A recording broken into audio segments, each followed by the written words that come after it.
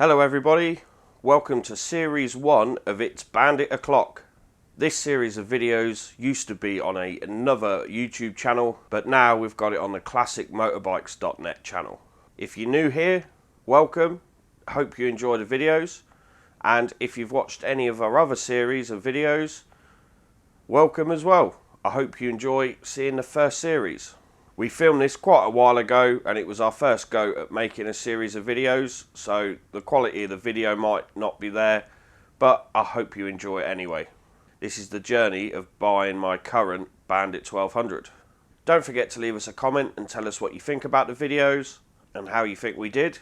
If you could give us a subscribe and hit the bell icon, you'll get a notification every time we do an upload. Finally, I'd just like to thank some of the sponsors that helped us with series 1.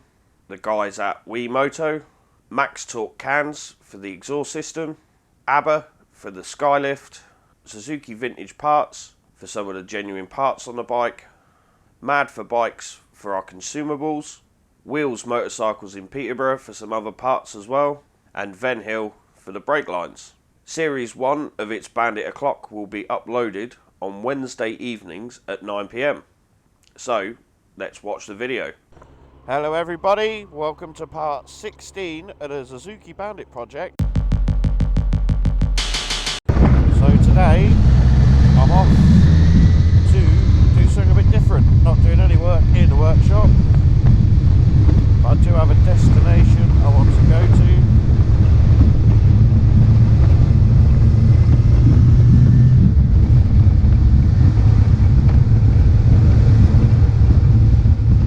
So, we're at BSD in Peterborough to get a dyno run done, and we're going to have a chat with Mark, the dyno operator. So let's get the bike inside.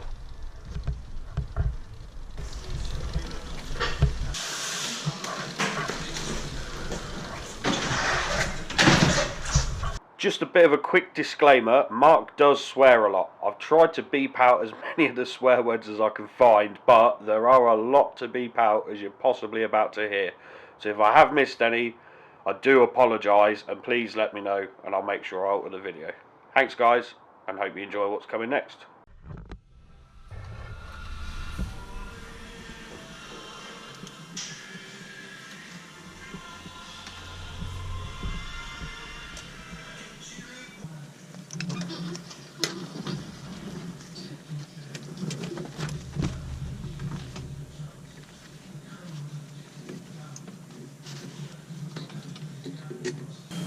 So something he's explained to me earlier about the difference between the 4x1 and the 4x2x1.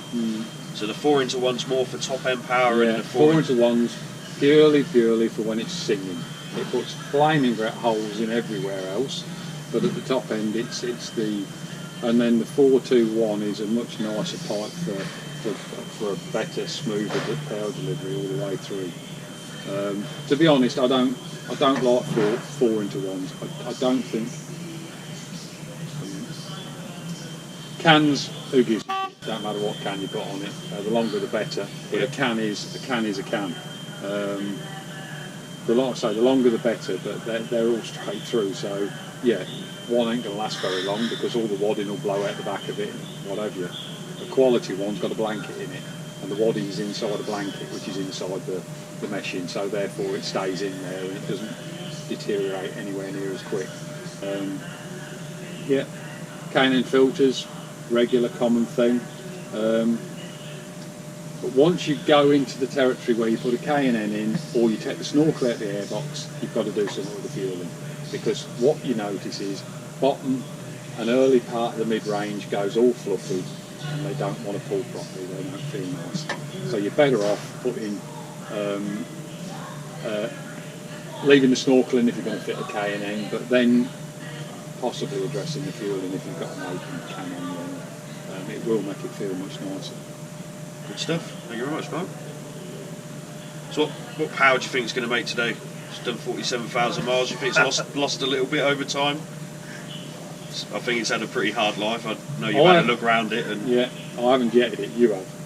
I haven't. It's standard actually, completely standard. So. Well, I haven't looked. I haven't seen it before. I mean, one of these jetted tidy, I'd still say worst case scenario 1.8.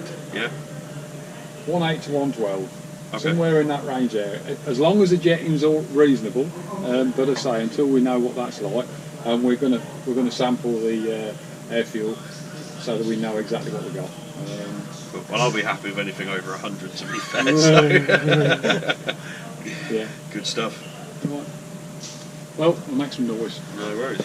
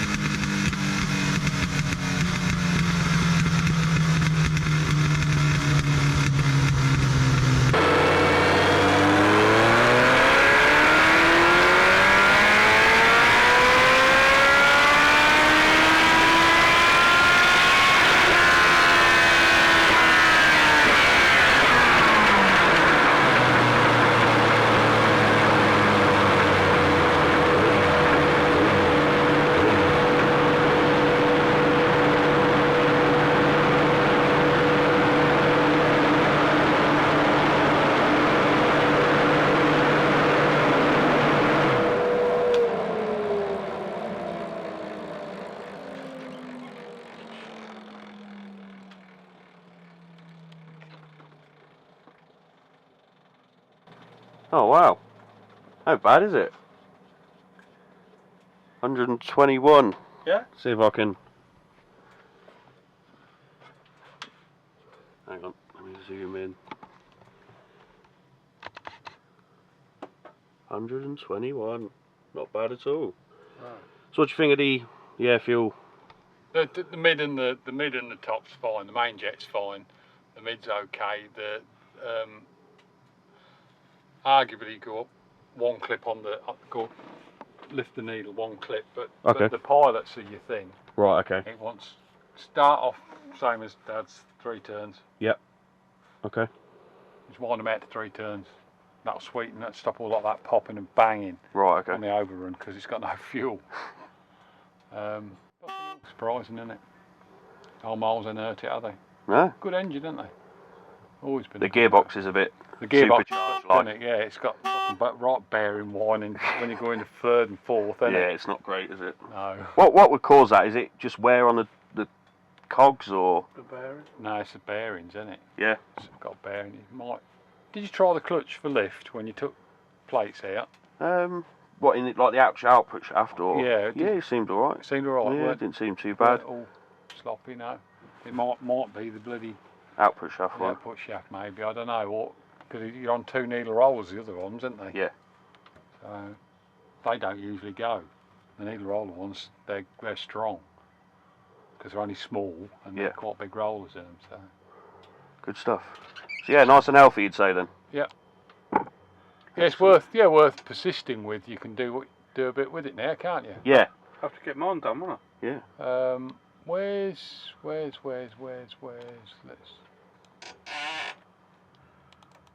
So that exhaust works quite well then. Yeah. So fairly clean bill of health apart from the gearbox. Yeah, the gearbox is the whiny old noisy old bit. Yeah, the rest of it, yeah. And 3 out on the. Yeah, 3 out on the. 3 out on the pilots. Yeah. Just start off with mate at 3. You'll be right in. Good stuff. Thank you very much, Mark. Go and let it cool down and. No, go on, have some fun with it. I mean, I think if you was caring about it and going to bother in the winter, you'd take the motor out. I think that is my plan, to be fair, because I hate the green colour, so I'm going to paint it. Yeah, take the motor out, just drop the bottom cover off. Yeah. Pull the gearbox out of it and have a look before it f***s itself and you ain't got nothing then. Yeah. Yeah. For the sake of some bearings. Yeah. You end up fucking, well now this motor's making good power, so it's obviously got good bore seal. Yeah. You might as well just give it a birthday and put some bearings in it. Mm. You do the job yourself anyway, so yeah. don't worry about it.